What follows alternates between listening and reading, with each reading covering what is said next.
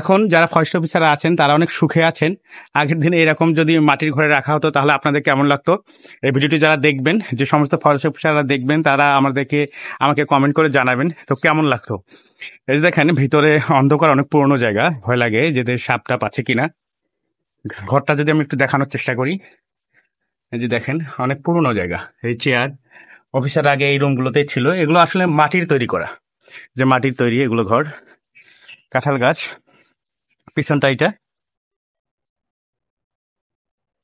ভঙ্গুর দশা, একদম ভঙ্গুর দশা। হ্যাঁ, আচ্ছা বন্ধ করতেছি। আসসালামু আলাইকুম ডিয়ার অডিয়েন্স। আমরা আজকে চলে আসছি নবাবগঞ্জ জাতীয় উদ্যান। এখানে যে আগে ফরেস্ট অফিসাররা যে রকমের জায়গায় থাকতো সেই জায়গাটা আমি আপনাদেরকে আজকে দেখাবো।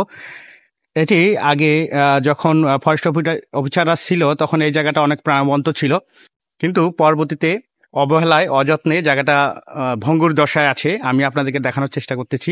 এটি হচ্ছে বেরোনোর রাস্তা, অর্থাৎ ঢোকার রাস্তা এবং বেরোর রাস্তা এটাই।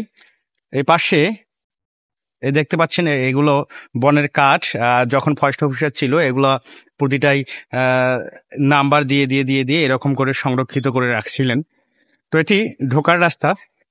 ফরেস্ট অফিসাররা প্রথমত যে জায়গাটা ছিল সেটা হচ্ছে এই বিল্ডিং, এবং এর আগে যে জায়গায় ছিল আমি আপনাদেরকে হেঁটে হেঁটে দেখানোর চেষ্টা করতেছি,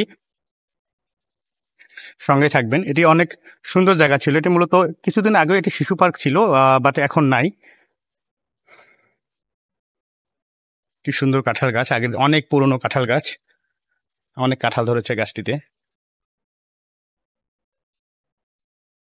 একেবারে নিচ পর্যন্ত কাঁঠাল, নিচ থেকে উপর পর্যন্ত অসংখ্য কাঁঠাল। এই যে দেখতে পাচ্ছেন এগুলো অবশ্য পরবর্তীতে, এই যে আমার যে ডান পাশে অর্থাৎ এই যে এই জায়গাটা দেখতে পাচ্ছেন, এটি হচ্ছে সব থেকে পুরনো ঘর। এখানে আগে ফরেস্ট অফিসাররা থাকতেন।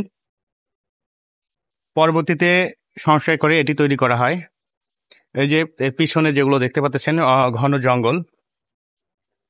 মূলত দিনাজপুর অঞ্চলে আগের দিনে বা বাংলাদেশের আমি মনে করি সব থেকে পুরনো বসতি যে স্থানটিতে, সেটি হচ্ছে দিনাজপুর জেলা। আপনারা জানেন বাংলাদেশের সব থেকে উঁচু স্থানে অবস্থিত হচ্ছে দিনাজপুর জেলা। এই দিনাজপুর জেলায় অসংখ্য জায়গা রয়েছে, মানে এত পরিমাণে জায়গা রয়েছে যেগুলো গভর্নমেন্টের আসলে জায়গা।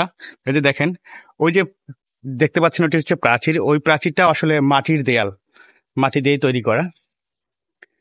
এটি ছিল হচ্ছে মূলত ওই ফরেস্ট অফিসারের থাকার জায়গা, সম্পূর্ণটাই মাটির ঘর।